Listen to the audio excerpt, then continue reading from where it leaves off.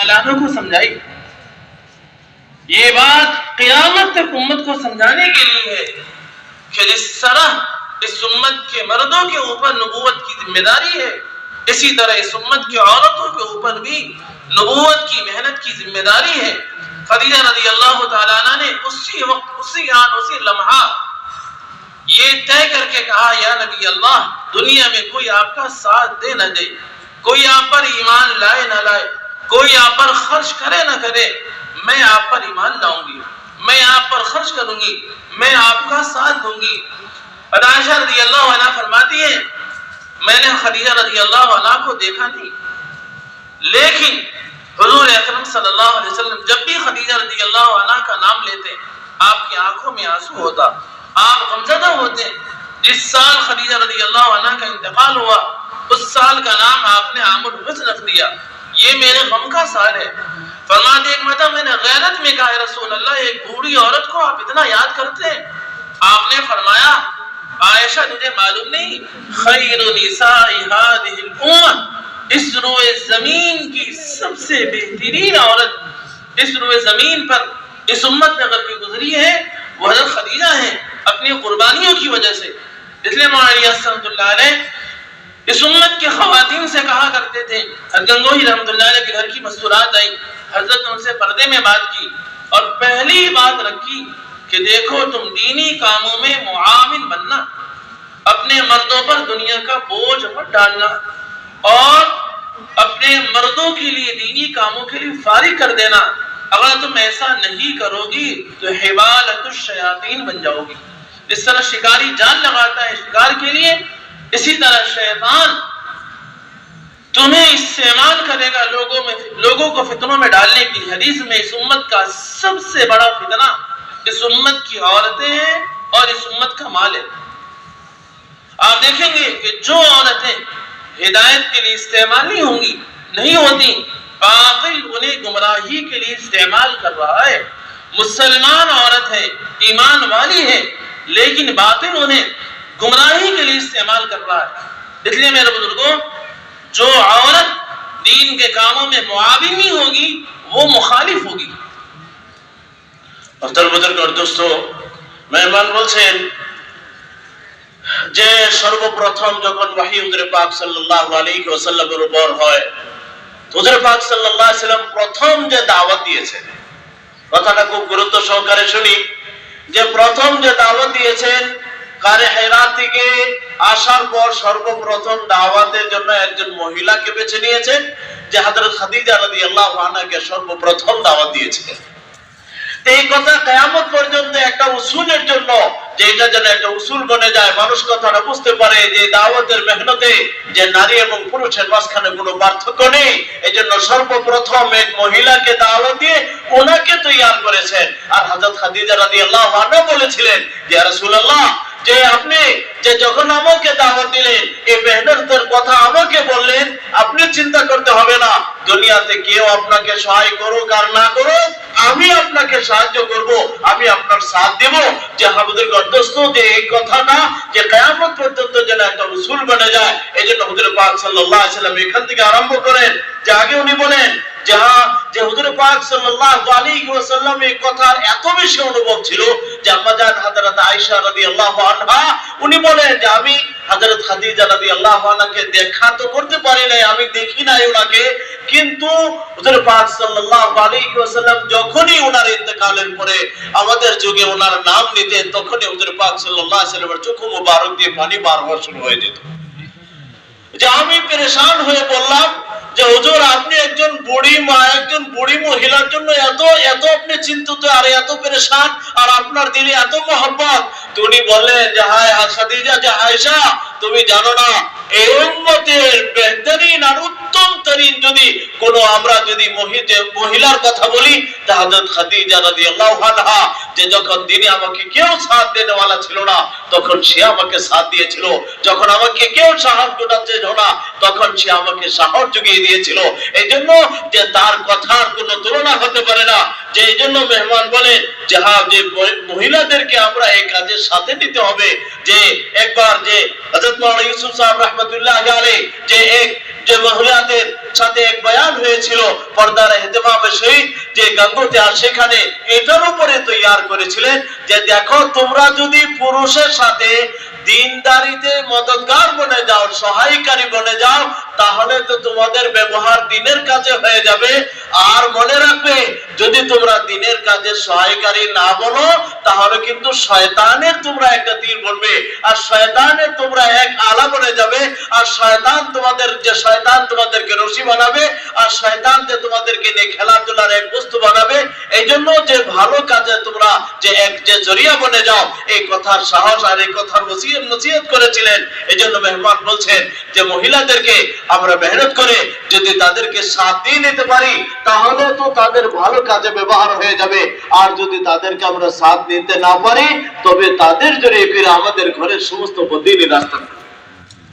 अल्लाह रब्बुल इज्जत ने कुरान में नबी के घर की मस्तूरात का हाल बयान किया। ضرب الله مثلا للذين كفروا امرأة نوح وامرأة لوط كانتا تحت عبدين من عبادنا صالحين فخانتاهما کہ میرے دو بندوں کے ماتحتی میں دو عورتیں تھیں، نوح اور لوط، ان دونوں کی بیویوں نے خیانت کی، نبی کے گھر میں ہوتے ہوئے نبی کی محنت میں، نبی کے کام میں نبی کا ساتھ نہیں دیا۔ تو اللہ رب العزت نے انجام سنایا کہ ان کا انجام کیا ہوا کہ دنیا میں ان پر اللہ کا عذاب آیا، نبی اپنی آنکھوں سے دیکھ رہے کہ میری بیوی ہلاک ہو رہی، فلم تغنی عنہما من اللہ شیئا، یہ بچ نہیں سکی اور یہ بچا نہیں سکے۔ اور اتنا ہی نہیں دنیا میں نمٹا بلکہ ہمیشہ ہمیشہ کے لیے کہا گیا وقیل ادخل النار مع الداخلین، کہ اب ہمیشہ ہمیشہ کے لیے جہنم میں چلی جا۔ نبی کی بیوی ہے لیکن نبی کے کام میں نہ ہونے کی وجہ سے، نبی کا ساتھ نہ دینے کی وجہ سے ہمیشہ ہمیشہ کے لیے جہنم میں جا رہی ہے۔ اللہ نے دوسری مثال دی، ضرب اللہ مثلا للذین آمنوا امرأة فرعون، کہ فرعون کے گھر میں فرعون کی بیوی ہے لیکن فرعون کے گھر میں ہوتے ہوئے نبی کے کام میں نبی کا ساتھ دیا۔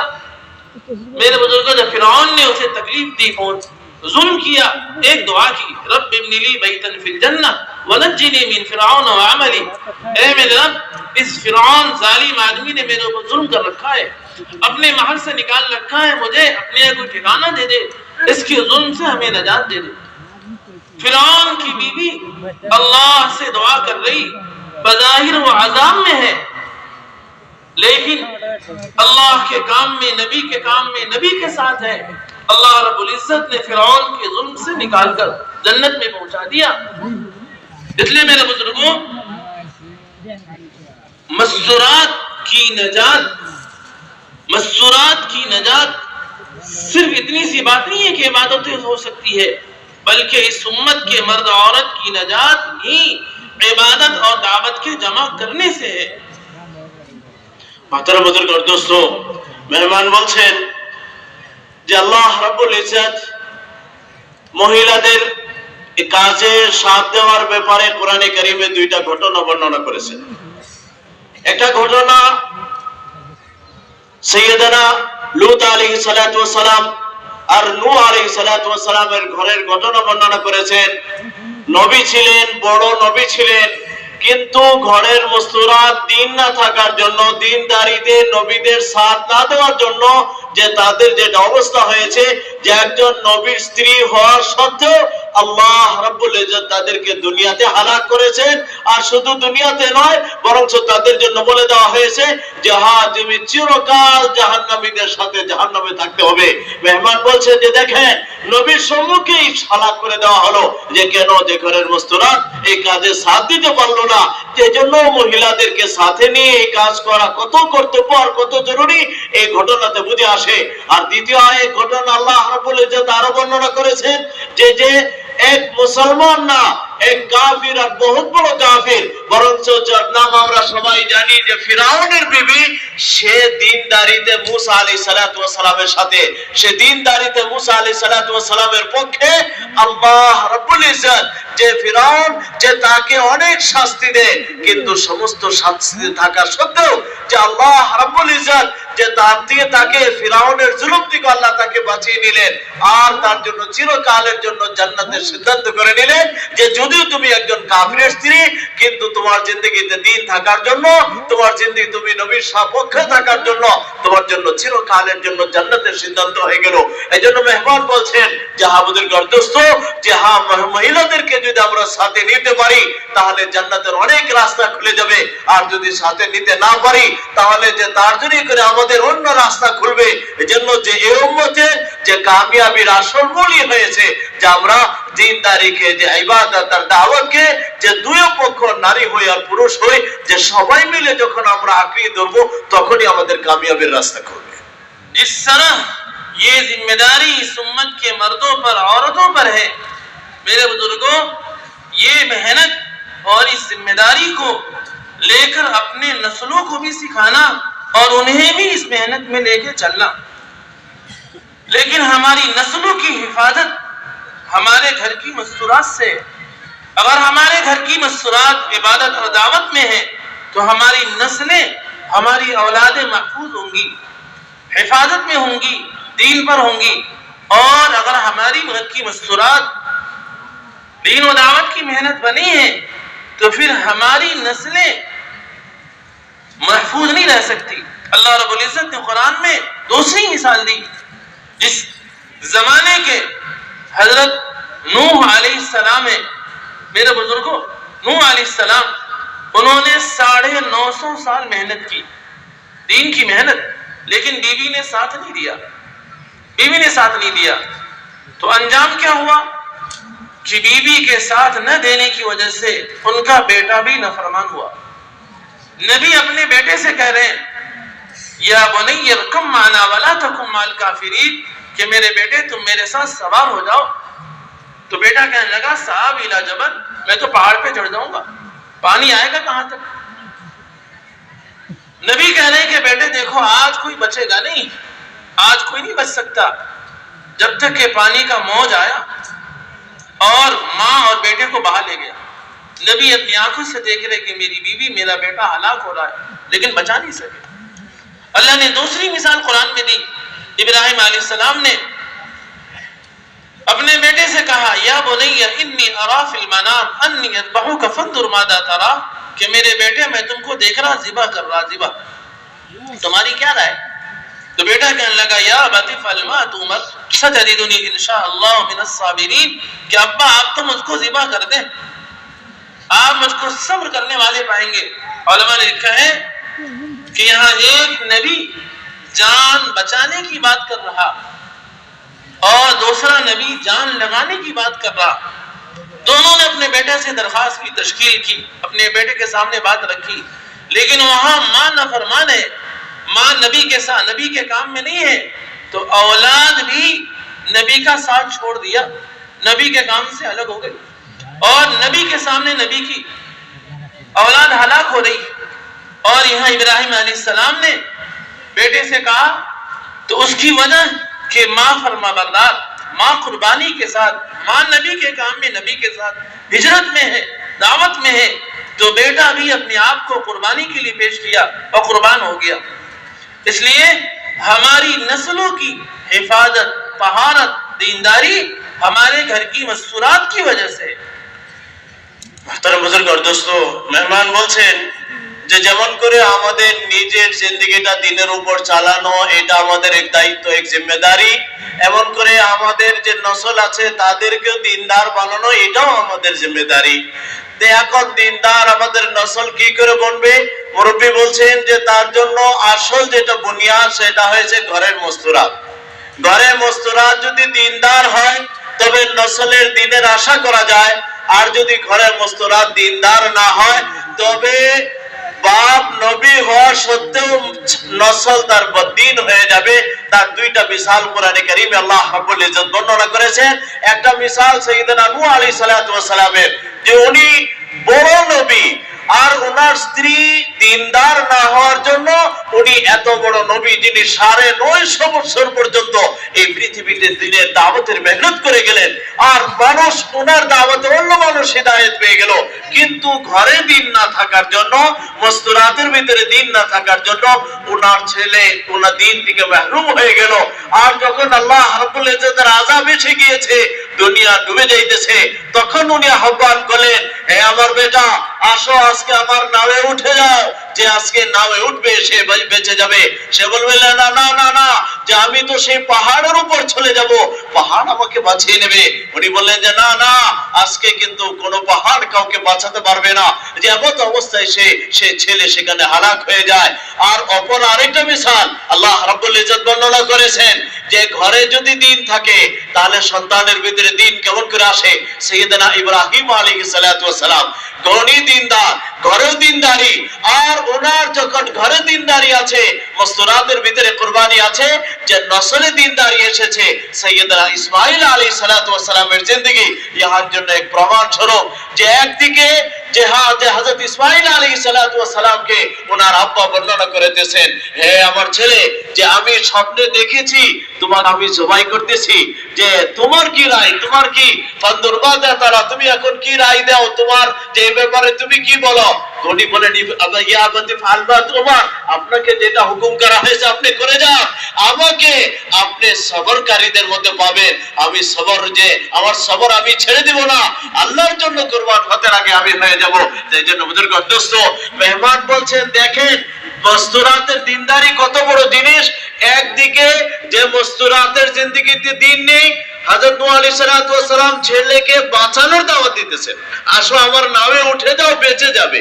কিন্তু জিন্দেগিতে দিন না থাকার জন্য, ঘরে দিন না থাকার জন্য ছেলে বাঁচার জন্য বাপের কাছে আসলো না, সে দিনের গাড়িতে উঠলো না, দিনের কাস্তিতে উঠলো না, হালাক হয়ে গেল। আর অপর দিকে ঘরে দিন থাকার বরকত কি, যে ছেলেকে বাপ মৌতের দাওয়াত দিতেছে, যে তোমাকে আমি জবাই করে দিব, যে এখানে তোমার কি রায়, যে এখন ছেলে তৈয়ার হইতেছে, যে আপনি দেরি করেন না, আপনাকে যেটা হুকুম করা হয়েছে আপনি করেন। যে বুজুর্গ দোস্ত, যে এই পার্থক্যটা কেন হয়েছে, যে পার্থক্যটা হযরত ইব্রাহিম আলাইহিস সালাতু ওয়াস সালামের মস্তরাত, ওনার সাথে দাওয়াতে হিজরতে ওনার সাথ থাকার জন্য এই পরিবেশ বনেছে। बेहद मौलाना रहमतुल्लाह अलैह फरमाते थे कि जिस नबी के घर वालों ने नबी का साथ दिया, उस नबी का दीन दुनिया में चला। जिस नबी के घर वालों ने नबी का साथ नहीं दिया, उस नबी का दीन दुनिया में नहीं चला। जिस जमाने के इब्राहिम अलैहिस्सलाम है, उस जमाने के सैयदना लूत अलैहिस्सलाम है। दोनों नबी हैं, दोनों का जमाना एक है, लेकिन लूत अलैहिस्सलाम के घर वालों ने नबी का साथ नहीं दिया, तो औलाद लूत में कोई नबी आपको नहीं मिलेगा। यहाँ तक के मुफस्सिरीन ने लिखा है कोई मुज़क्कर औलाद नहीं है। फ़अनजयनाहु इल्ला इम्रअतहु कानत मिनल गाबिरीन। अल्लाह ने अंजाम सुनाया कि हमने लूत को बचा लिया, लेकिन उनकी बीवी हलाक हो गई। उसी जमाने के इब्राहिम अलैहिस्सलाम है, इनके घर वालों ने साथ दिया, इनकी बीवी ने इनका साथ दिया, तो इब्राहिम अलैहिस्सलाम का दीन क़यामत तक। हुजूर अकरम सल्लल्लाहु अलैहि वसल्लम ये फरमाते थे, अना मिल्लत अबी इब्राहिम, कि मैं अपने बाप इब्राहिम की मिल्लत करूं। हज़रत इब्राहिम अलैहिस्सलाम के दो बीवियां थी, सारा और हाजरा। सारा असल थी, लेकिन हाजरा की कुर्बानी बढ़ गई। हाजरा का नाम ही पड़ा हिजरत की वजह से। थोड़ी सी कुर्बानी में फर्क हुआ, अल्लाह रब्बुल इज्जत ने उसके बाद जितने नबी भेजे, जितने नबी, सब के सब औलाद इब्राहिम में मिलेंगे आपको। इब्राहिम अलैहिस्सलाम की औलाद के अलावा दुनिया में उनके बाद अब कोई नबी नहीं मिलेगा। हजारों नबियों को अल्लाह ने औलाद इब्राहिम में भेजा। अब कोई इब्राहिम अलैहिस्सलाम से हसद करेगा, जी यही क्यों, यही खानदान, यही घराना, यही लोग क्यों? जिस घर के मस्तूरात ने कुर्बानी दी है, अल्लाह ने उस खानदान से, उस घराने से काम लेने का फैसला कर लिया। हसद करने से क्या फायदा? यहूद हसद किए, अल्लाह ने क़यामत तक के लिए महरूम कर दिया। दुनिया की सबसे महबूब कौम थी, दुनिया के सबसे मलऊन, मबगूद, मगदूब कौम हो गई। गैरिल मगदूब से मुराद यहूद है। मेरे बुजुर्गों, इसलिए जिन घरानों की मस्तूरात कुर्बानी के साथ चलेगी, उन घरानों से अल्लाह रब्बुल इज्जत हिदायत का काम लेगा।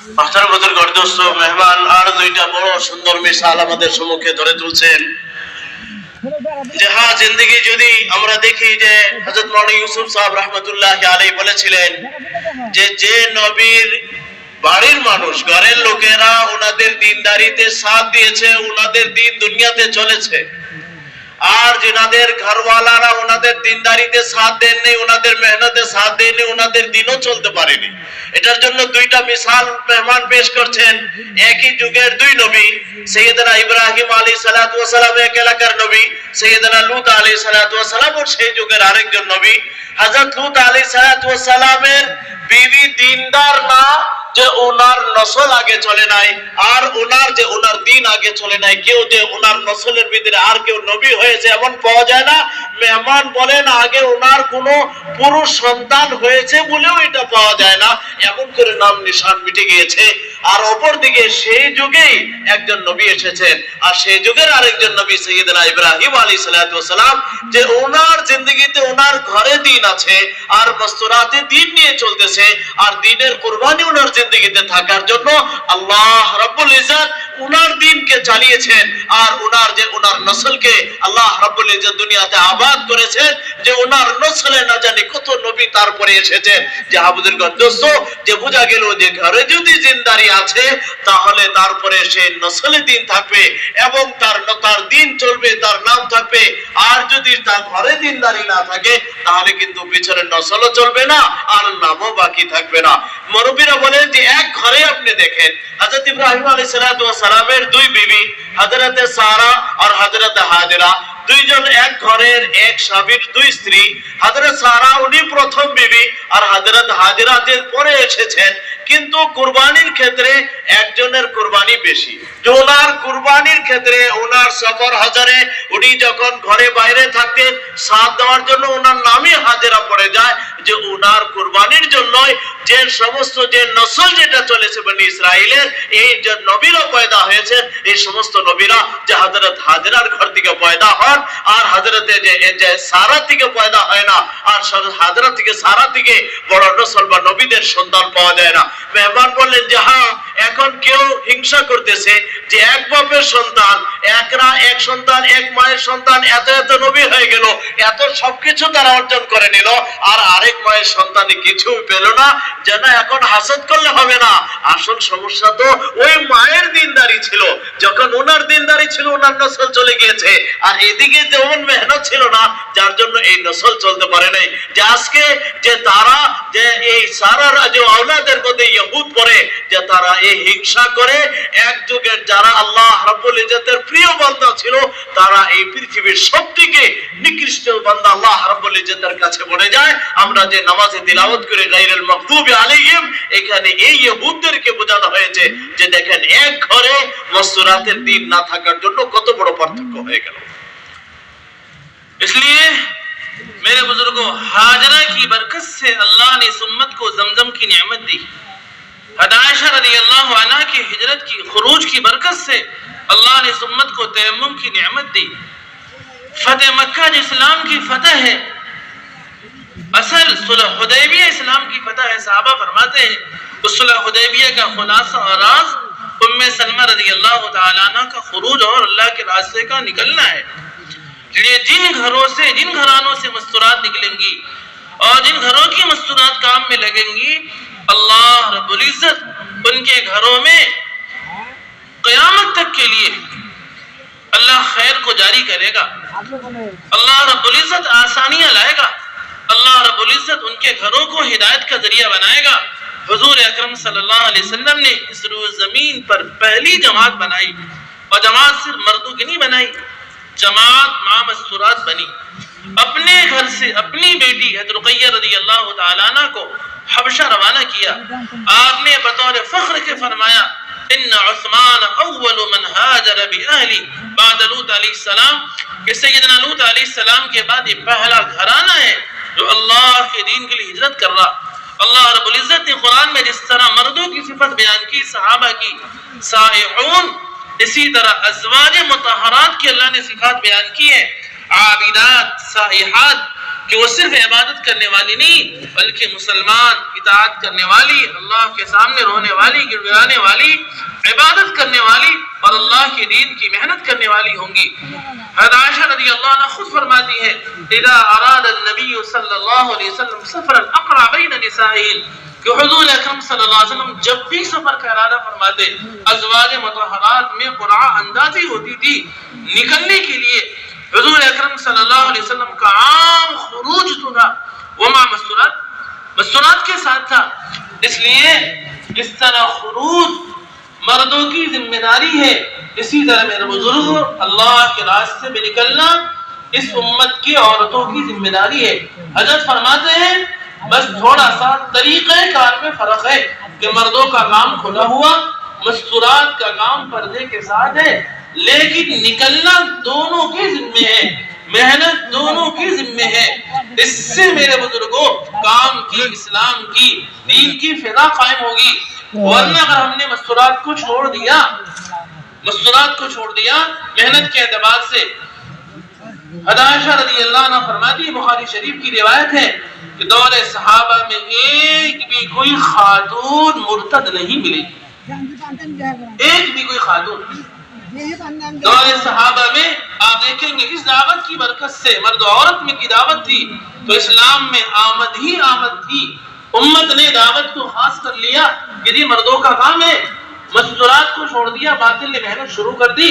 اب ارتداد کے دہانے کھل گئے، لاکھوں میرے بزرگوں مسلمان مرد و عورت مرتد ہو گئے۔ حضرت فرماتے ہیں جب اسلام کی دعوت تھی تو اسلام میں آمد ہی آمد تھی، جب سے امت نے دعوت کو چھوڑا ہے آمد رک گئی اور ارتداد کے دروازے کھل گئے۔ اس لیے امت کے ارتداد کو روکنے کے لیے بنیادی محنت خروج ہے، اللہ کے راستے کا نقل و حرکت ہے، اور مرد و عورت کی ذمہ دونوں کی ذمہ ہے، بس تھوڑے سے شرائط کے فرق ہے، ورنہ ذمہ داری میں کوئی فرق نہیں ہے، فضیلت میں کوئی فرق नहीं है। محتরম বুজুর্গ আর দোস্ত মেহমান বলছেন যে আমরা যদি দেখি ইতিহাসের নজরে তাহলে অনেকগুলো জিনিস আমাদের চোখের সম্মুখে ধরা পড়বে। হযরত হাজরা জিনার কুরবানির জন্য করে আগে আমরা তাফসীল শুনেছি, আল্লাহ রাব্বুল ইজ্জত উনার নসলকে জানিয়েছেন, অনেক নবী ওনাদের এখানে পয়দা হয়েছেন। খুদ নবী করিম সাল্লাল্লাহু আলাইহি ওয়াসাল্লাম বলেছিলেন যে আমি যে ইব্রাহিম আলাইহিস সালাতু ওয়াস সালামের মিল্লাতের উপর আছি, যে এটার পিছনে হযরত হাজরার কুরবানি ছিল, যে যদি যে যারা কুরবানি দেয় তাদের জন্য করে দুনিয়ায় বরকত পায়। হযরত হাজরা যখন কুরবানি দিয়েছেন জমজমের মতো নিয়ামত ওনার কুরবানির পিছনে আমরা পেয়েছি।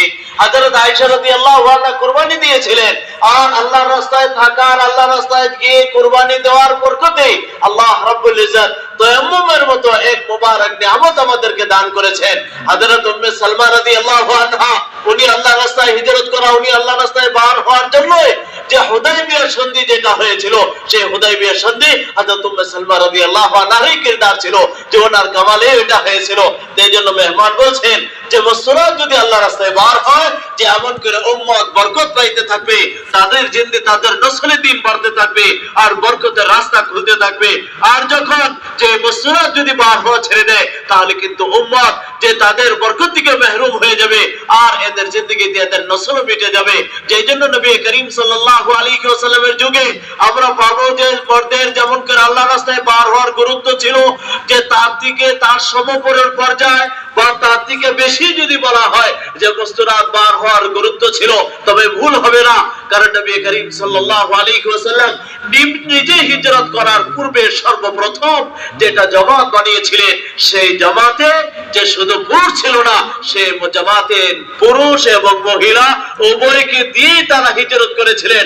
আমরা জানি যে হাবশার যদি হিজরত করেছিল, ওই হিজরতে শুধু যে পুরুষ ছিল না, যে নারী এবং পুরুষ উভয় পক্ষই ছিল। বরঞ্চ নবী করিম সাল্লাল্লাহু আলাইহি ওয়াসাল্লামের নিজের কন্যা যে হ্যাঁ ওনার নিজের সন্তানকে ওনার মেয়েকে এই সফরে রওনা করেছিলেন যে যাও এই সফর হইতেছে। কত লম্বা সফর ছিল, এক জায়গা থেকে আরেক দেশ পর্যন্ত গিয়েছিলেন, কিন্তু ওই সফরেও যে নিজের মেয়ে থেকে, নিজের ঘরের থেকে, নিজের মস্তুরাত থেকে শুরু করেছিলেন, যে এই কথা সবক দিয়েছেন যে হ্যাঁ যে এই মেহনত যে এটা শুধু পুরুষের না, বরং যে কিয়ামত পর্যন্ত যে এটা উভয় পক্ষই মিলে কাজ করতে হবে।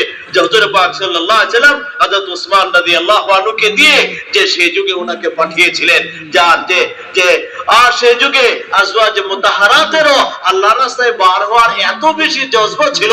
মেহমান হাদিস শুনিয়েছেন হযরত আয়েশা রাদিয়াল্লাহু আনহা বলেন, যখনই আল্লাহ রাসূল সাল্লাল্লাহু আলাইহি ওয়াসাল্লাম আল্লাহর রাস্তায় বার হতেন, আজওয়াজ মুতাহহারাতের এত বেশি চাহিদা বেড়ে যেত, সবাই যেত আমি যাব আমি যাব আমি যাব।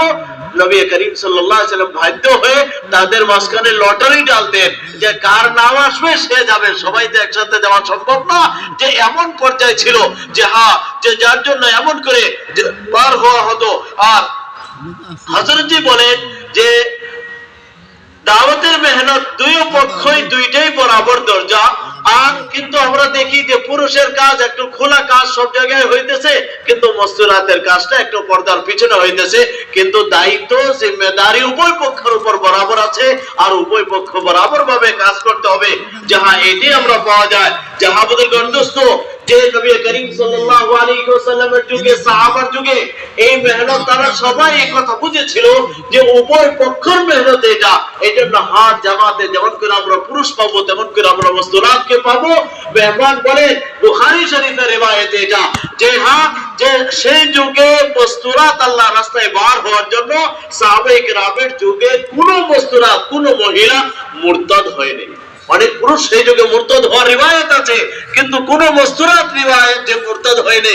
কেন? মস্তুরাত আল্লাহর রাস্তায় বার হওয়ার এক রিওয়াজ ছিল, যার জন্য বেঁচে গিয়েছে। যে আজকে আমরা সেই নিয়ামত ছেড়ে দিয়েছি, যার জন্য যে এখন মস্তুরাত আল্লাহর রাস্তায় তো বার হইতেছে না, কিন্তু ইসলাম থেকে বার হয়ে চলে যাইতেছে। এজন্য হযরত মাওলানা ইউসুফ সাহেব রাহমাতুল্লাহ আলাইহি বলতেন যে হ্যাঁ যে আগের যুগে যে ইসলামের দাওয়াত ছিল, এই জন্য ইসলামের আমদানিও ছিল। ইসলামের দাওয়াত ছিল, ইসলামের আমদানি ছিল, অর্থাৎ যত দাওয়াত আমরা অপরকে দিয়েছিলেন তখন মানুষ ইসলামের দিকে আসা শুরু হয়েছিল, দলে দলে মানুষ ইসলামে দাখিল হয়েছিল।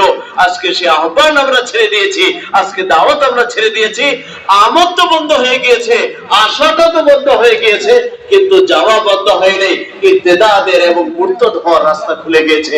এই জন্য হুজুর গর্দস্ত যে আমরা সতর্ক থাকতে হবে যে হ্যাঁ আমরা যে মেহনত যদি চলে তাহলে আল্লাহ রাব্বুল ইজ্জত ইসলামে আসার রাস্তাকে খুলে দিবেন। আর যদি আমরা মেহনত ছেড়ে দেই তাহলে আসার রাস্তা বন্ধ হবে, যাওয়ার রাস্তা খুলে যাবে।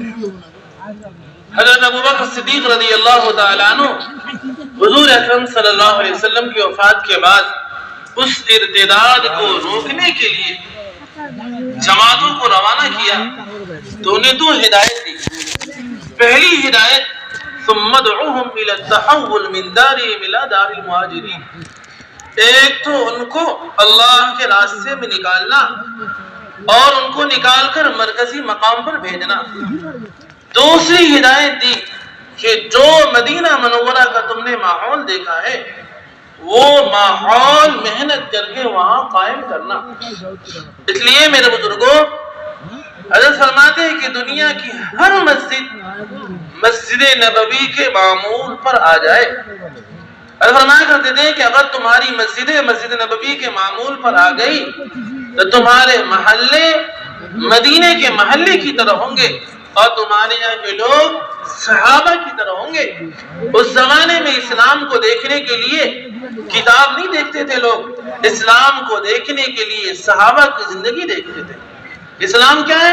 कौनो मिथलना, सहाबा कहते थे हमारी तरह हो जाओ। उस जमाने के काफिरों को भी मुसलमानों के बीच में जिम्मी बना के रखा जाता था ताकि एक काफिर मुसलमान की इस्लामी जिंदगी देखकर अपने कुफ्र की जुल्मत से, अपने कुफ्र की गंदगी से, अपने कुफ्र की तारीकी से निकलकर इस्लाम की नूर की तरफ, इस्लाम की हिदायत की तरफ, इस्लाम की रोशनी की तरफ आ जाए। इसलिए हर मुसलमान के जिम्मे एक खुरूज की मेहनत है, दूसरी मेहनत अपने मस्जिद को आबाद करने की मेहनत है। मौलाना फरमाते थे कि दुनिया की सारी मस्जिदें मस्जिद नबवी की बेटियां हैं, अगर तुम्हारी मस्जिद मस्जिद नबवी, तुम्हारी मस्जिदें मस्जिद नबवी की तरह हो, ताकि उनमें सारे अमाल कायम हो जो अमाल हुजूर अकरम सल्लल्लाहु अलैहि वसल्लम के मस्जिद में थे। इसके लिए फरमाया करते थे कम से कम रोजाना अपनी मस्जिद को 8 घंटा फारिग करो। इस तरह कारोबार के लिए 8 घंटा दे रहे, अपने बीवी बच्चों के लिए 8 घंटा दे रहे, इसी तरह अपनी मस्जिद के लिए भी 8 घंटा दो।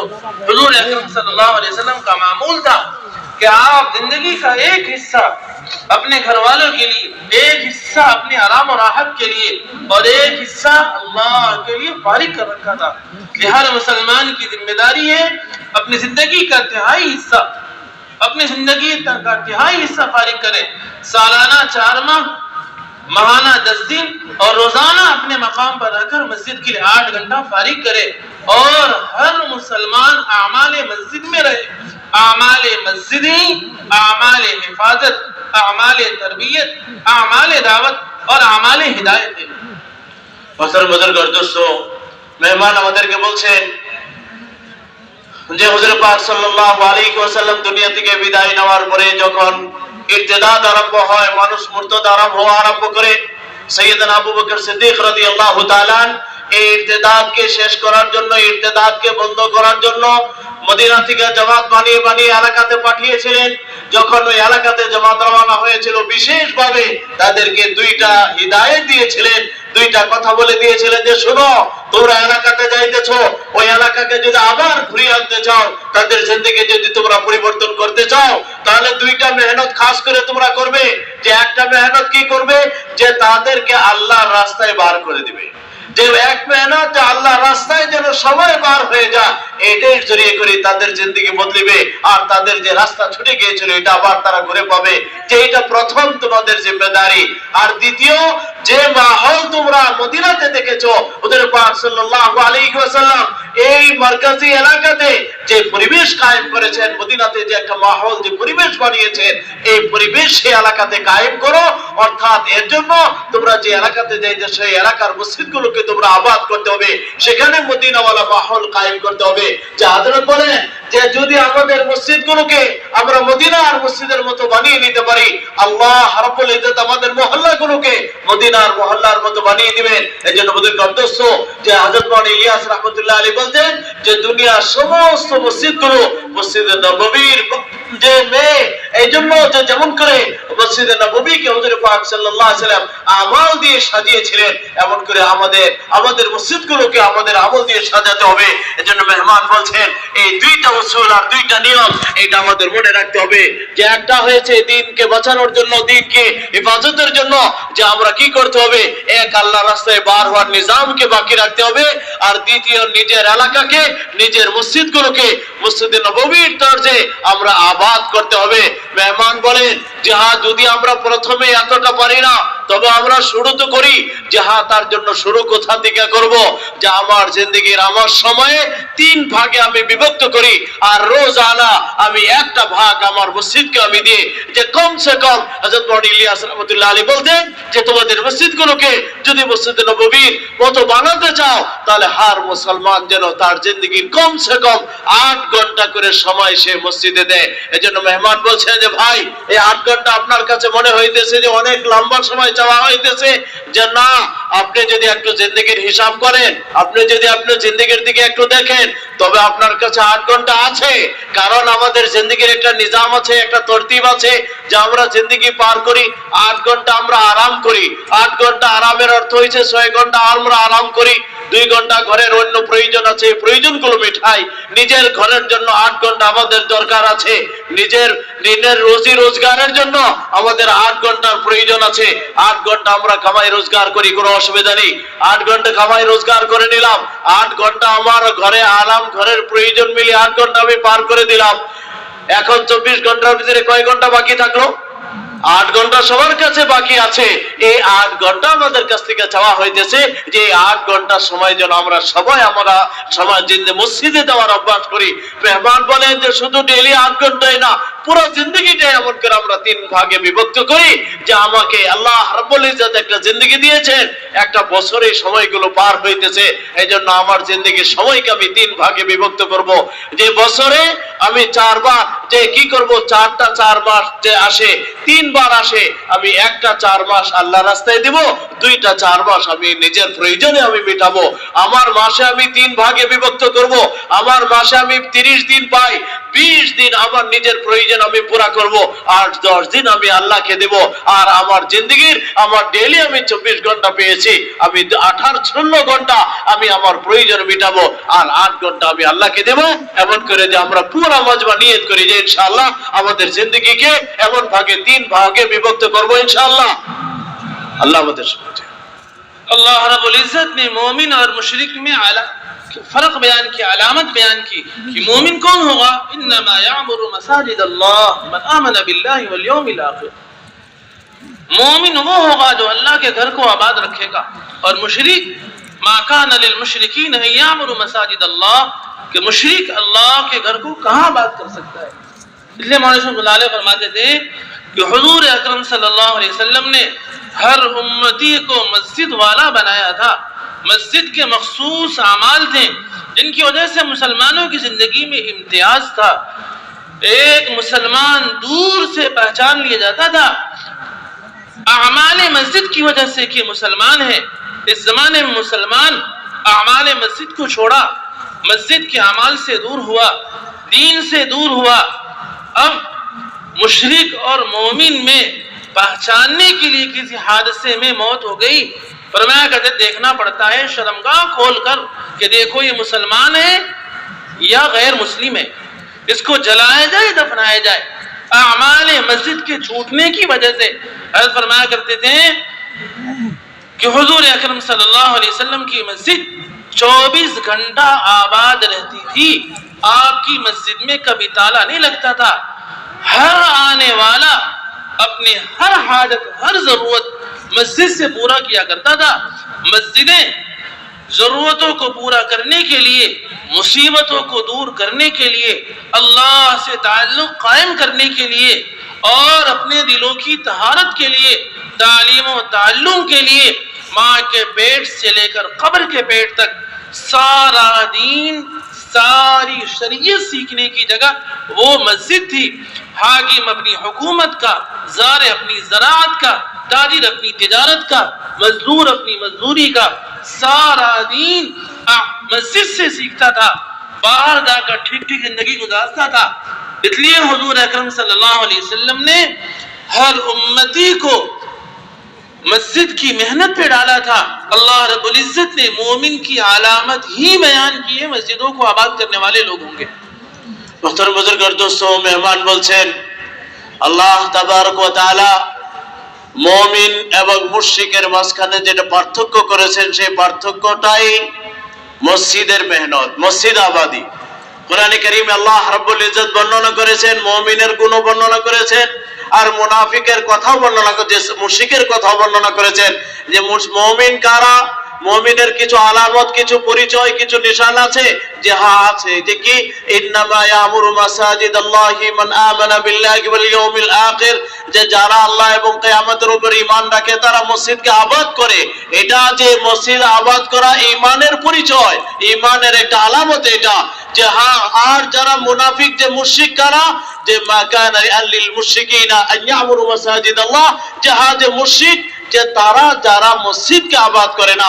মেহমান বলছেন যে দেখেন এই আয়াতে কত বড় পার্থক্য করে দেওয়া হয়েছে, যে মসজিদ আবাদ করা মুমিনের নিশানি, আর মসজিদকে আবাদ না করা এটা মুশরিকের নিশানি।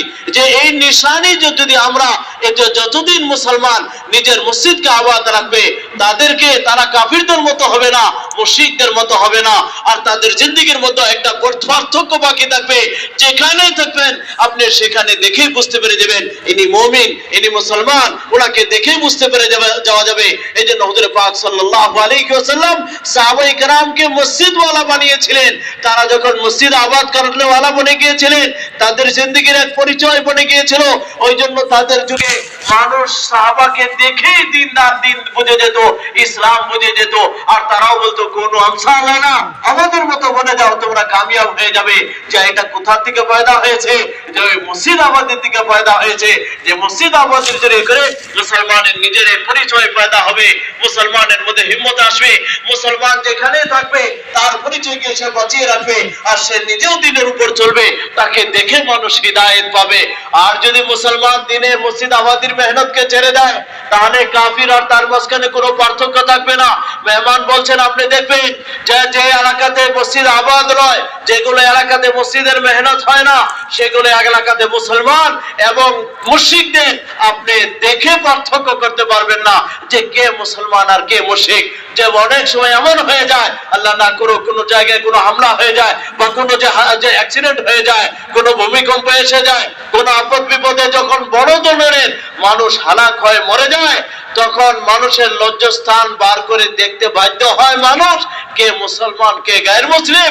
যে কারণ অন্য কোনো তো এমন জিনিস নাই যে মুসলমানের মুখেও দাড়ি নাই, গায়ের মুখেও দাড়ি নাই, মুসলমানও প্যান্ট শার্ট পরে আছে, অন্য প্যান্ট শার্ট পরে আছে।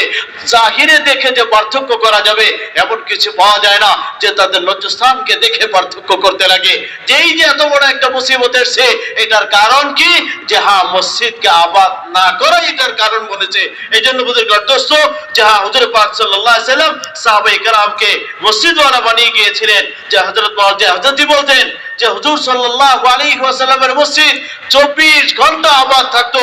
এই জন্য যে হ্যাঁ, সাহাবায়ে কেরাম মসজিদকে তাদের জিন্দেগির হার জরুরতকে পুরা করার জায়গা বানিয়েছিল। অর্থাৎ মুসলমান এই কথা মনে করে নিয়েছিল যে আমি যাই করি না কেন মসজিদে যেতে হবে, তবে আমার দুনিয়ার জরুরত পুরা হবে, আমার আখিরাতের জরুরত পুরা হবে। সমস্ত কিছু তাদের যুগে, যে ফকির হোক, ধনী হোক, আর ঋণী হোক, আর যে কোনো হোক না কেন, আপদে হোক, বিপদে হোক, মুসিবতে হোক, সবাই মসজিদে আসতো। মসজিদে তাদের জরুরত গুলোকে পুরা করতো। মসজিদে এসে তাদের দিন, তাদের জিন্দেগির চলার রাস্তাগুলো বার করতো। মসজিদে আসতো কোনো ব্যবসায়ী, হুজুর আমার ব্যবসাকে হালাল থেকে আমি হারাম থেকে কি করে বাঁচি, হালাল রাস্তা আমি কি করে নিয়ে যাব, সে তার ব্যবসার দিন শেখার জন্য মসজিদে আসতো। কেউ দুনিয়াতে যে খেতি বাড়ি করতো, সেই খেতি বাড়ি করানোওয়ালা মসজিদে আসতো, এসে জিজ্ঞাসা করতো, হুজুর আমি খেতি করি, কিন্তু খেতিটা আমি কি করে করব সেটা আমাকে দেখিয়ে দেন। সেই যুগে কেউ ব্যবসা বাণিজ্য করতো, সেই ব্যবসা বাণিজ্য করানোওয়ালা যে তারা তাদেরকে যে তাদের দিকে লক্ষ্য করতো। আর যারা তারা মসজিদে এসে হুজুর পাক সাল্লাল্লাহু আলাইহি ওয়াসাল্লামের কাছ থেকে এসে তারা ব্যবসা বাণিজ্যে তাদের ক্ষেত কামারের আর তাদের ব্যক্তিগত জরুরতগুলোকে তারা হুজুর পাক সাল্লাল্লাহু আলাইহি ওয়াসাল্লামের সম্মুখে পেশ করে তারা তাদের জরুরতকে পুরা করতেন, সে দিনকে তারা শিক্ষা করতেন। এমন এক পরিবেশ মসজিদে নববীতে বানানো হয়েছে। इसलिए सहाबा मस्जिदों को आबाद करने के लिए सहाबा पर गश्त करते थे। अब्दुल्लाह बिन मसूद रज़ियल्लाहु अन्हु फरमाते हम कूफा गए तो वहाँ हर मुसलमान से हर तीसरे दिन हम मुलाकात कर लिया करते थे। मेरे बुजुर्गों, इस उम्मत के सबसे बड़े मुफ्ती सय्यदना मुआद इब्न जबल रज़ियल्लाहु तआला अन्हु वो लोगों पर, सहाबा पर गश्त करके लोगों को ईमान के हलकों में लाते थे। हज़रत उमर रज़ियल्लाहु अन्हु सहाबा का हाथ पकड़ पकड़ कर कहते थे, या खुद भी बियदिर रजुल व रजुलैन तआल नुमिन बिरब्बिना साअतन। इसलिए सहाबा पर गश्त कर करके एक एक मुसलमान को मस्जिद में माहौल में लाते। सय्यदुल मुहद्दिसीन अबू हुरैरा रज़ियल्लाहु अन्हु बाजारों में गश्त कर करके बाजारी लोगों को मस्जिद के माहौल में लाते थे। हर मुसलमान की ये जिम्मेदारी है कि वो एक मुसलमान से मुलाकात करके उसको मस्जिद के माहौल में ले आए। मस्जिद के माहौल में लाकर सबसे पहला काम उससे फरीज़ा अदा कराना। हज़रत फरमाया करते थे अल्लाह के कुर्ब का सबसे बड़ा जरिया लोगों को फराइज पे खड़ा करना। अगर कोई नापाक है तो नहीं नापाक समझ के छोड़ दिया, बल्कि उसको गुस्ल कराना, उसको पाक कराना, ये हमारी जिम्मेदारी है। उसके बाद उसे तालीम के हलकों में बैठाना। मौलाना इलियास रहमतुल्लाह अलैह की यहाँ तकरीर से ज्यादा अहमियत तालीम की थी। फदाइल या मुंतखब से उसे हदीस सुनाना, फिर उससे हाल अहवाल लेकर जो उसकी जरूरत का दीन है उसे वो दीन सिखाना। तहारत के عقائد کے فرائض، واجبات، سنن، مستحبات، مکروہات، معاملات، معاشرت، مصاہرت، یہاں تک کہ کفن دفن کا بھی دین ہر مسلمان کو سکھانا۔ بڑے مسائل بڑے علماء سے، مفتی صاحب سے پوچھ لیں، لیکن جو روز مرہ کی چیز ہے وہ مسجد کی سطح سے تعلیم کے حلقوں میں بیٹھ کر اس طرح فضائل کی تعلیم سیکھ رہا ہے، اسی طرح علماء کی صحبت میں مسجد کے ماحول میں مسائل کا علم سیکھے، اپنی ضرورت کا دین سیکھے۔ اس کے بعد ہر مسلمان سے میرے بزرگ کو تشکیل ہوگی، ہر مسلمان کی تشکیل 4 لائن کی کرنی ہے مسجد کی آبادی میں۔ پہلی تشکیل خروج کی، 3 دن سے لے کر تیسرے سال تک ہر ماں کی گود سے تیسرا سال لینا، عام مسلمانوں کی سالانہ 4 ماہ کی تشکیل کرنا۔ اسی طرح خواتین کی تشکیل 3 دن سے روزہ، عشرہ، چلہ اور 2 ماہ نظام دین۔ اسی طرح اسٹوڈنٹ کی بھی تشکیل مسجد سے ہوگی، مدارس میں پڑھنے والے طلبہ کی بھی تشکیل ان کے مدارس سے ہوگی، تاکہ چھٹیوں میں، ہفتے کے دن، جمعرات میں اللہ کے راستے میں نکلیں، اعمال مسجد میں، اعمال دعوت کے ساتھ چلیں۔ اسی طرح میرے بزرگوں دوسری تشکیل ہوگی ہر گھر میں جماعت کے قیام کی۔ کوئی گھر ایسا باقی نہ رہے جن گھروں میں جماعتوں کا قیام نہ ہو، ہر گھر میں جماعت کا قیام کرانا حضرت علماء نے ہمارا ہدف ہے۔ جن گھروں سے باطل نکالنا چاہتے ہیں بنیادی 2 کام کرنا، ہر گھر کی تعلیم، ہر گھر میں جماعت کا قیام۔ گھروں میں جماعت قیام کے لمبے چوڑے شرائط نہیں ہے، بلکہ رہائشی گھروں پردے کا نظام بن جائے۔ اسی طرح ہر مسلمان سے تشکیل ہوگی تو اپنے گھر کی تعلیم 5 اعمال کے ساتھ کرے، اس میں قرآن کا حلقہ، کتابی تعلیم، ایک دن منتخب، ایک دن فضائل، صفات کے مذاکرے، تشکیل اور آئندہ کا مشورہ۔ گھر کی تعلیم بھی آدھا گھنٹہ کم سے کم ہو، جس میں گھر کے سارے بچے اور ماں باپ شریک ہوں۔ اسی طرح اہتمام کے ساتھ اپنے مسجد کی تعلیم میرے بزرگوں آدھا گھنٹہ، ایک دن منتخب، ایک دن فضائل اعمال، اول 2، ہفتے کا 2 گشت، اپنی مسجد، پڑوس کی مسجد، 2 نمازوں کا وقت فارغ کر کے پوری مسجد وار جماعت گشت میں شریک ہو۔ اسی طرح اہتمام کے ساتھ 2 گشتوں کے ذریعے ہر ہفتے اپنی مسجد کی جماعت بنا کر 4 مہینے کی، اور شب گزاری میں جانا، عصر سے اشراق اپنے کھانے بستر کے ساتھ 1 ہفتے کی کارگزاری سنانا، اگلے ہفتے کا کام لے کر آنا، راتوں میں اپنے آپ کو اللہ سے قبول کروانا۔ اسی طرح میرے بزرگوں ہر مسلمان کی تشکیل کہ وہ مسجد کے اعمال میں مشورہ، تعلیم، مسجد کی آبادی کی محنت اور ہفتے کا 2 گشت، ہفتہ متعین کر کے ہر پرانا ساتھی اپنے ساتھ نئے کو لے کر نکلے۔ پرانے نئے کو لے کر نکلیں گے، پرانوں کی ترقی ہوگی، نیوں کی تربیت ہوگی۔ مہینہ متعین کر کے اپنا سالانہ خروج 4 ماہ کی ترتیب قائم کرنا۔ اسی طرح جب تک پرانے اپنی جماعت بنا کر نہیں لے کے چلیں گے، مسجدوں میں عملہ نہیں ملے گا، حلقوں میں کام کرنے والا عملہ نہیں ملے گا۔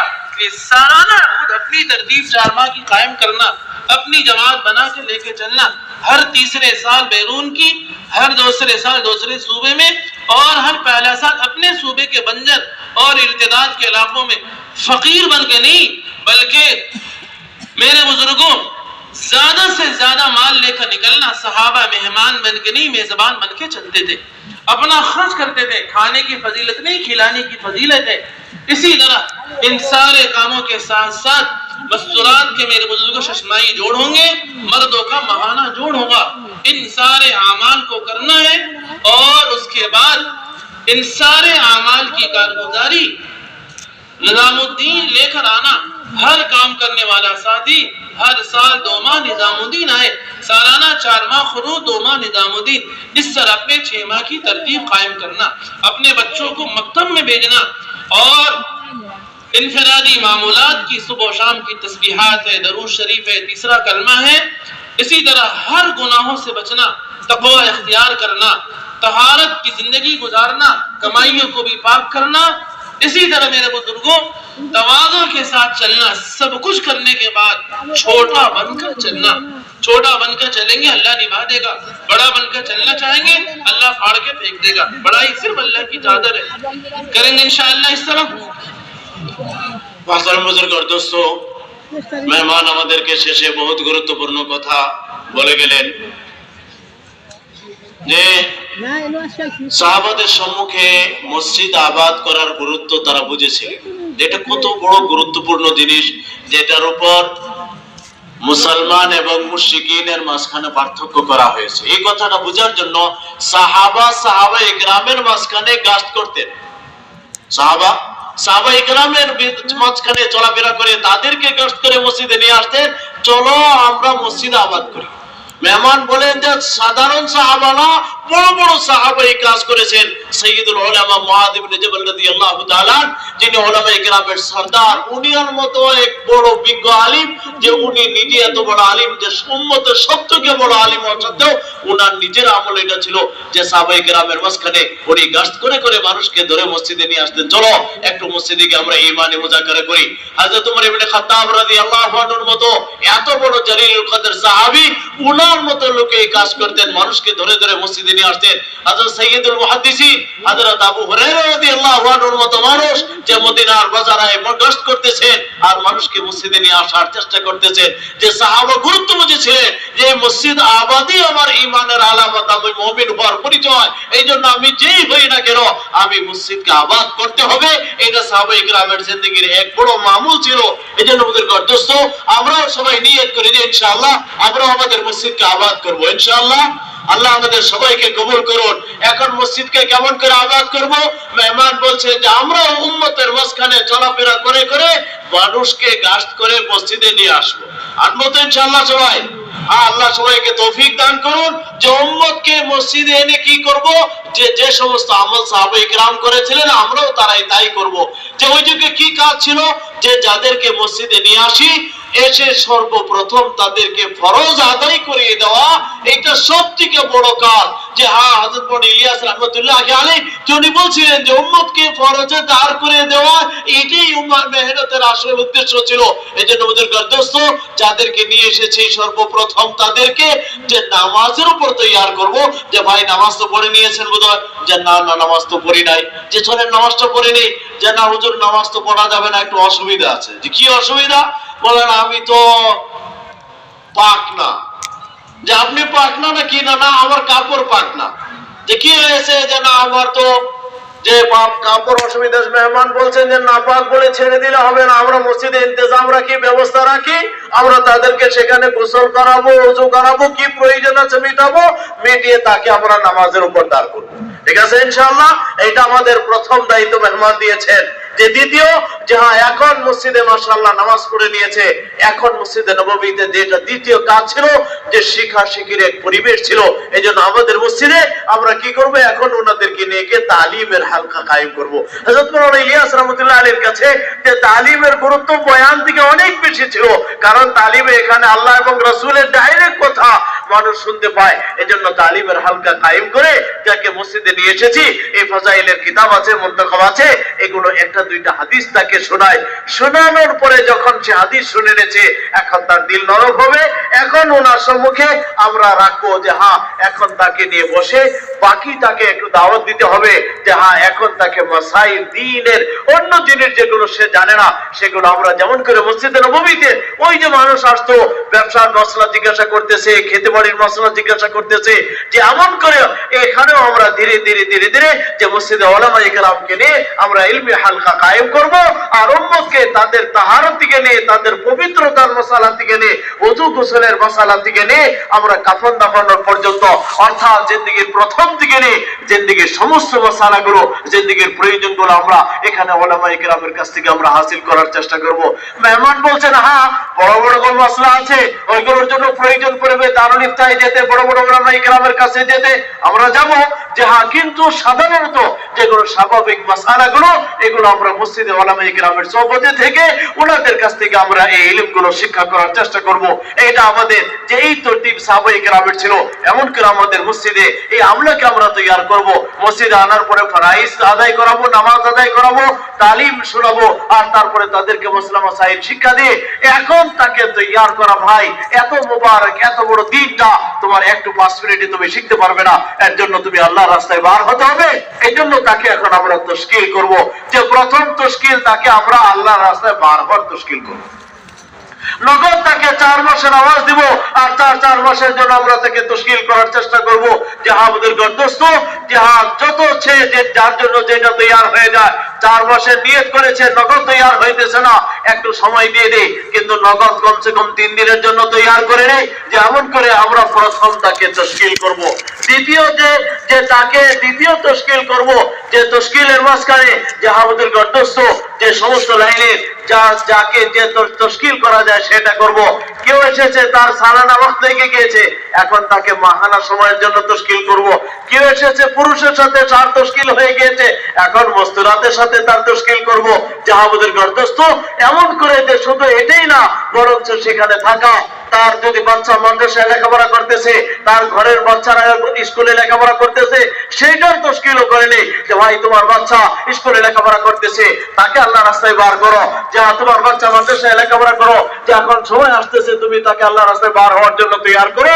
এমন করে তশকিলের যত লাইন সম্ভব, পুরুষের হোক, যে মস্তুরাতের হোক, তারাবার হোক, যে সমস্ত লাইনে আমরা তশকিল করে তাকে তশকিলি লাইনে, যে লাইনে তাকে তৈয়ার করা যায়, কোনো না কোনো লাইনে আমরা তাকে তৈয়ার করব।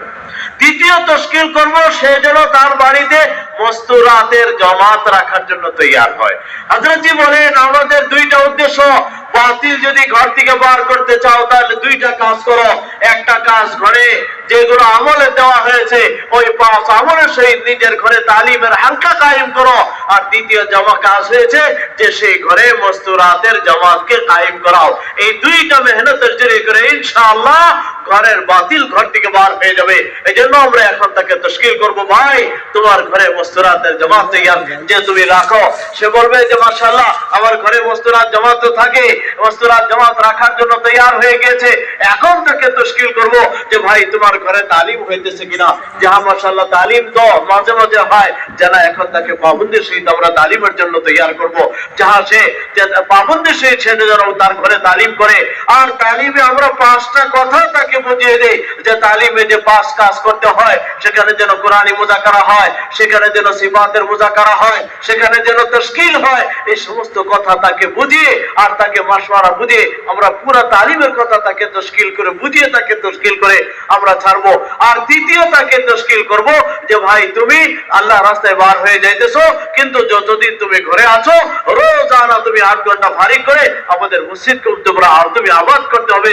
এর জন্য এখন তাকে তৈয়ার করব যে ভাই আমাদের মসজিদে অমুক সময় তালিম হয়, এই জন্য যে আমাদের এক জিম্মেদারি এটা যে একটা তালিম আমাদের ঘরে করতে হবে, একটা তালিম আমাদের মসজিদে করতে হবে। মেহমান বলছে যে তালিম একদিন ফাজাইল থেকে করব, একদিন মুনতাকাল হাদিস থেকে করব, ঘরেও আধা ঘন্টা তালিম করব, মসজিদেও কমসে কম আধা ঘন্টা তালিম করব। যা গুরুত্ব সহকারে আমরা তালিম গুলো করব, যা আমাদের গর্দস্ত, যার সাথে সাথে যা মসজিদের যে মাশওয়ারা আছে সেটা আমরা করব। আর মানুষকে আমরা গাস্ত করে করে যে মহল্লাতে গাস্তের আমরা নিজাম মজবুত করব। সপ্তাহে 2টা গাস্ত করব, সেই গাস্তের থেকে নগদ জামাত যেন আল্লাহ রাস্তায় বার হয়ে যায়। অর্থাৎ ইশারা করতেছেন যে পুরো 5 আমলের আমরা তশকিল তাকে করে নিব, যে 5 আমল কি করে মসজিদ আবাদ হয় তাকে আমরা বুঝাবো। যে ডেইলি তুমি তালিমের সময় দিতে হবে, মাশওয়ারায় তুমি সময় দিতে হবে। আমরা মসজিদে গাস্ত করি, আমরা মসজিদে মুলাকাত করি, ওই সময় তুমি সময় দিতে হবে। এমন করে আমরা তাকে তৈয়ার করব। এজন্য মেহমান বলছেন যে হার জিম্মেদার তাকে আমরা জিম্মেদারি দিব, সে যেন নিজের মসজিদকে আবাদের জরিয়ে করে, সে মসজিদের মেহনতের জরিয়ে করে, তার মসজিদে গাস্তের জরিয়ে করে সে যেন তার 4 মাসের জামাত সে নিজে বানায়, তার 3 দিনের জামাত সে নিজে বানায়। তাকে জামাত বানিয়ে দেব না, নিজের জামাত তুমি নিজে বানাও। আর মেহমান বলছেন শুধু পুরানা সাথীরা যেন আমরা জামাতে না চলে যাই। শুধু পুরানা বার হয়ে গেলে ওই জামাতের দ্বারা ফায়দা তো হবে না, ক্ষতি হওয়ার আশঙ্কা আছে। আর পুরানা সাথী আমরা নতুন সাথীকে তশকিল করি, আর নতুন সাথীকে নিয়ে আমরা জামাতে যাব। মেহমান বলছেন এর দ্বারা 2টা ফায়দা হবে। যদি নতুন সাথীকে আমরা নিয়ে যাই, একটা ফায়দা হবে যে নতুন সাথীদের তরবিয়ত হবে, আর আমাদের তরক্কি হবে। যে আমাদের তরবিয়ত হবে, নতুন সাথীদের তরক্কি হবে। যেমন করে পুরানা সাথীরা যে তাদেরকে জিম্মেদারি দিব যে আমরা মসজিদে মেহনত করে করে, আর পুরানা সাথী তার নিজের 3 দিনের জামাত হোক, তার সালানা 4 মাসের জামাত হোক, সে যেন তার জামাত সে নিজে বানিয়ে নিয়ে বার হয়, তার জামাত অন্য কেউ বানাবে না। এক তো জিম্মেদারি এটা। আর দ্বিতীয় যে আমাদের গর্দস্ত যে আমরা কি করব, যে তাকে তৈয়ার করব যে তার যে আরেকটা ফায়দা বলেছেন, নিজের জামাত যদি আমরা নিজে বানাই তাহলে আমাদের আমলা বনবে। ওই যে মসজিদে আগে 10 জন সাথী মাশওয়ারা করতাম, আজকে 7 জন হয়ে গিয়েছে। আগে 20 জন ছিল, এখন 15 জন হয়ে গিয়েছে। মানুষকে শুধু ইতিহাস শোনায়, আগে এত লোক ছিল, এত লোক ছিল। বলছে না, ওইটার দ্বারা না, যদি চাই যে 10-এর জায়গা 20 হয়ে যাক, 20-এর জায়গা 40 হয়ে যাক, তাহলে আমরা নতুন সাথীকে নিয়ে আল্লাহর রাস্তায় বার হতে হবে। এটার জন্য করে আমাদের আমলা বনবে। এমন করে বুঝে দোস্ত আর পুরানা সাথী আমরা কি করব, যে আমরা নতুন সাথীকে নিয়ে বার হব। আল্লাহর রাস্তায় বার হওয়ার তরতিবে মেহমান আগে বলে গিয়েছেন, মাসে 10 দিন লাগানোর তরতিব বানাই। 10 দিনের তরতিব আমাদেরকে আগে বলা হয়েছে। মসজিদ ওয়ার জামাতের সাথে 3 দিন লাগাই, আর তারপরে আমরা দ্বিতীয় 3 দিন আবার হালকা দ্বিতীয় জায়গা থেকে জামাত তৈরি করি। কোন সময় মস্তরাতে চলে যায়, 10 দিন লাগানোর চেষ্টা করি। আর হার বছর 4 মাস লাগানোকে নিজের জিন্দগির একটা অংশ বানিয়ে নেই। হার হালতে আমি জিন্দগিতে 4 মাস লাগাবোই লাগাবো, এমন করে যেন হার হালতে 4 মাস নিজের জিন্দগিতে লাগাই। মেহমান বলছেন 4 মাস যে লাগাবো, তার তরতিব এটা। প্রথম বছর 4 মাস আমি আমার নিজের প্রদেশে লাগাবো, দ্বিতীয় বছর 4 মাস আমি আমার প্রদেশ ছেড়ে দিয়ে অন্য ভারতের অন্য কোনো প্রদেশে আমি সময় লাগাবো, আর তৃতীয় 4 মাসটা এখন আমার দেশে লাগবে না, ওটা অন্য দেশে বিদেশে আমার লাগাইতে হবে। এই তরতিবে আমাদের সময় লাগাতে হবে। জাহাবুদুর দোস্ত, এর সাথে সাথে মেহমান বলছেন ইনফিরাদি ইবাদত, ইনফিরাদি দাওয়াত, ইনফিরাদি আমলের ইহতিমাম আমাদের করতে হবে। যেগুলো রোজানা কাজ, আমরা যেমন করে জমাতে যাই, আমাদের কিছু ইজতিমাই কাজ করা হয়, কিছু ইনফিরাদি কাজ করা হয়। যে সমস্ত ইজতিমাই কাজের সাথে সাথে ইনফিরাদি আমলগুলো যেন আমাদের ছুটে না যায়। যে ফরাইজের সাথে সাথে নওয়াফিলের ইহতিমাম করব, কোরআনে কারীমের তিলাওয়াতের আমরা ইহতিমাম করব, জিকির আজকার যেগুলো দায়িত্ব আছে আমরা পালন করব। ইনফিরাদি আমলে যেগুলো সমস্ত আমল করি, ওই সমস্ত আমল যেন আমরা করি। তার সাথে সাথে মেহমান বলছেন যে সাথে সাথে তাকওয়ার জিন্দেগি আমরা অবলম্বন করতে হবে। খাস করে আমাদের মামলাত মাশারাতে মাশাআল্লাহ আমি সব ঠিক আছে, কিন্তু যখন কারবারে যাই তখন আবার হালাল হারামের খোঁজ থাকে না। মেহমান বলছেন না, আল্লাহকে ভয় করে চলি, কোথায় হালাল হারামের খেয়াল রাখতে হবে। আমার ব্যবসা বাণিজ্যতে, আমার ক্ষেত কামারে যেন হারাম ঢুকে না যায়, আমি হারাম থেকে বেঁচে তাকওয়ার সহিত আল্লাহকে ভয় করে পবিত্র রোজগার আমি কামে একটা পাকিজা জিন্দেগি আমি অবলম্বন করি। আর তার সাথে সাথে আমি মানুষের সাথে যেন একটা উত্তম আখলাক, উত্তম চরিত্র যেন আমার বনে যায়। তার জন্য বুজুর্গ দোস্ত, যে ইকরামের যে সমস্ত কথা আমাদেরকে বলা হয়, ওই সমস্ত সিফাতের সহিত আমি আমাদের জিন্দেগিকে আমরা পার করার চেষ্টা করব। এর জন্য সবাই তৈরি আছে ইনশাআল্লাহ। একটু হাত তুলে মেহমানকে দেখাই। আল্লাহ আমাদের সবাইকে কবুল করুন, তৌফিক দান করুন। अब हलकों में बैठकर हर खित्ते के साथी जो 4 तश्कीलें बताएंगे, आपस में बैठकर तश्कील करें हर साथी की, कि हम इंशाअल्लाह महीने सालाना 4 माह, 2 माह निजामुद्दीन मस्तूरात का चिल्ला, और रोजाना मस्जिद को ये वक्त देंगे, घर की तालीम ये करेंगे। अपनी हलकों में बैठकर इसकी तश्कील करें, इसको लिखें। মেহমান বলছেন যে এখন ইনশাআল্লাহ আমরা হার খিতাবার জামাত মাশাআল্লাহ আছে, ওই যেখানে বসে আছে ওখানে খিতাবার জামাতের সাথীরা আছে। আমরা তশকিল তরতিবের সাথীরা মুতারিক হয়ে যাই। এখন 4 ধরনের তশকিল, হর বছর 4 মাসের তশকিল আমরা মসুরাতের সহিত সুবহানাল্লাহ তশকিল করব। আর এমন করে আমরা নিজামুদ্দিন মার্কাজে যে আমরা 2 মাসের যে আমরা তশকিল করব।